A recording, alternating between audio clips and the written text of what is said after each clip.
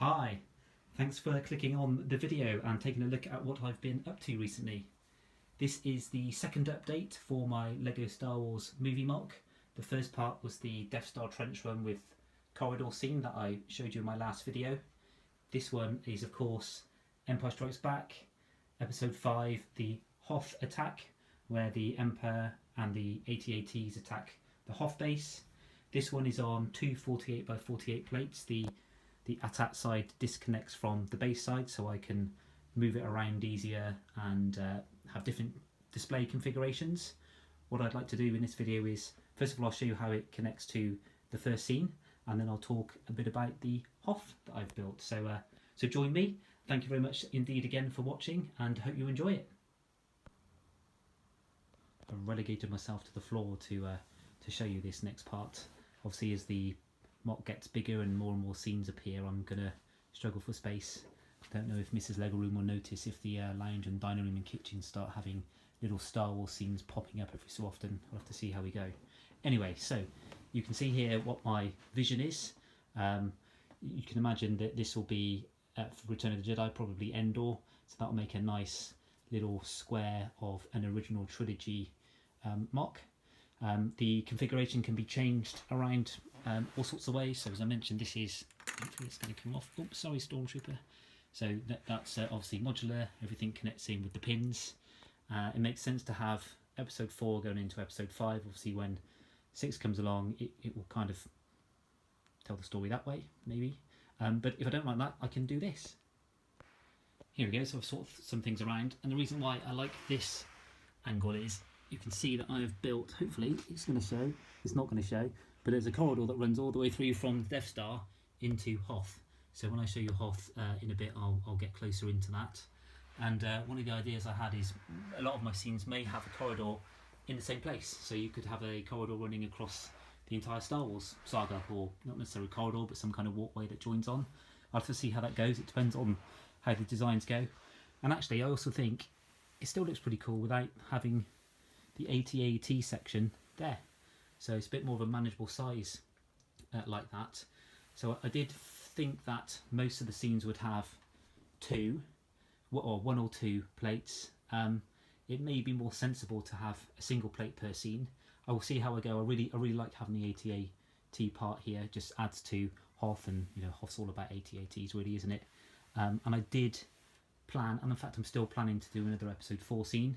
I won't say what that is yet. I do need to purchase a set to build around on that. But for probably for the next phase, it will be an Endor scene here, which will complete the trilogy for the time being, and then I'll probably move on to the prequels, maybe, to see how I feel. But there we go. So just to give you a bit of a feel for what my idea is, imagine this, but with 9 scenes from the movie.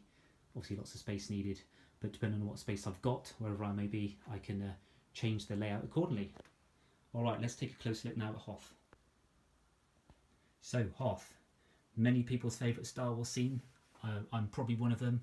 This has always been the go-to scene for me when I think of Star Wars. Empire's my favourite of the 9, 11 movies, and Hoth is definitely my favourite planet. Love the snow, love the size of the AT-ATs, and just the way it's all set up with the slow advancing into the base.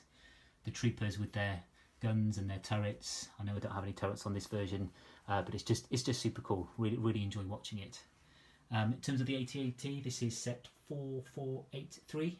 Always been my favourite of the Lego AT-ATs because I think it's got the best shape. It feels more solid compared to the other sets out there.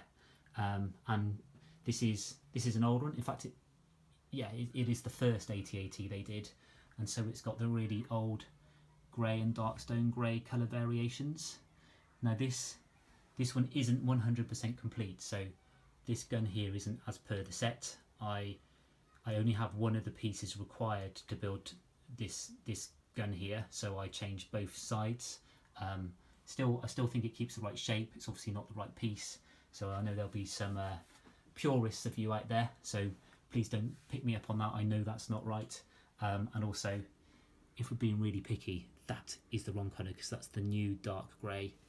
That's the old dark grey. So I need to source one of those and the extra gun piece from Bricklink at some point. So AT-AT is advancing through the snow. He's flanked by his stormtroopers, 3 on either side with their rifles. Obviously these are the footprints and the snow bulging over the side. Everything else is nice and smooth. Footprints for the troopers, so we could have gone down a level, looked into doing that, but I thought this was just as good here, having the kind of the studs facing up to mark where the footprints are. Obviously Lego figures have this, so they've got hollow feet, so therefore they probably would pull the snow up as they run along. Anyway, and here we are on the rebel side. Obviously got to have a nice trench when you build Hoth, and lots of guns and weapons ready for the onslaught. This guy here, he's probably going to take out that band of troopers that you can just see there through the legs. They're easily gone. Obviously stormtroopers can't shoot for anything, so they'll miss, but they do need to worry about the AT-AT, which is towering over the base. Luckily for them, this guy's on side with his lightsaber. Hopefully he's going to be careful with that, otherwise he'll end up taking the head off of the Tauntaun.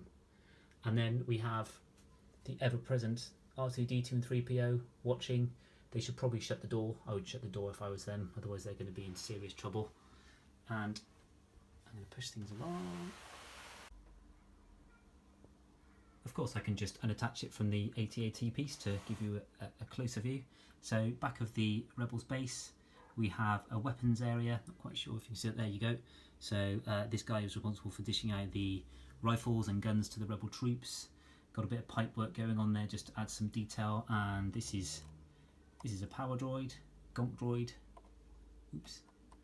And then over in the main section, this would be a landing bay, so had the base continued, these would obviously spread out. I looked into adding some speeders to this, but the scale didn't quite work out. So the AT-AT, although big, is far from minifig scale. If it was minifig scale, it would be literally up to here.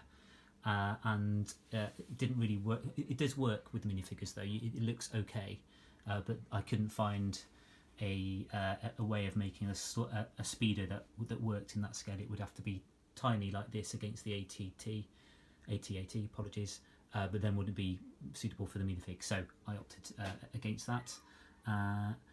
Have put in a medical chamber. Well, it's going to be quite hard to see this, but we've got the medical droid. This is based largely on pieces from the official Hoth medical set. If you know my channel, you know I'm quite into Hoth, and last year I spent almost all year building a giant Hoth scene that was 16, 17, 18,000 pieces. That's the flagship video on my channel. Have a look if you haven't already.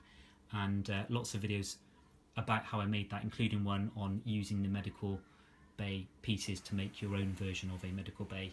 And that's again what I did here. That's pretty good fun. And the doors are solid. I know everyone will say, make the doors motorised. Make the doors motorised on my last Hoth designs, but not on this one. This one is display rather than play. And then just really just on the mountain. So these are all slopes. Everything's covered over with tiles. Tiles are so important when you're making MOCs. I find, maybe it's just me, but I find they finish things off. I tend to only have studs on show for specific reasons. Footprints for this one, a bit of roughage on the top here. It's all about the tiles for me. I've got so many white tiles, it is unbelievable. I don't know where they all came from. It's like they multiply overnight. But I needed them for this. I've still got 3 or 4 times as many as this left over, so they'll probably become useful for other parts of the movie MOC as things go on. Oh, and then yeah, so just to show you the corridor bit.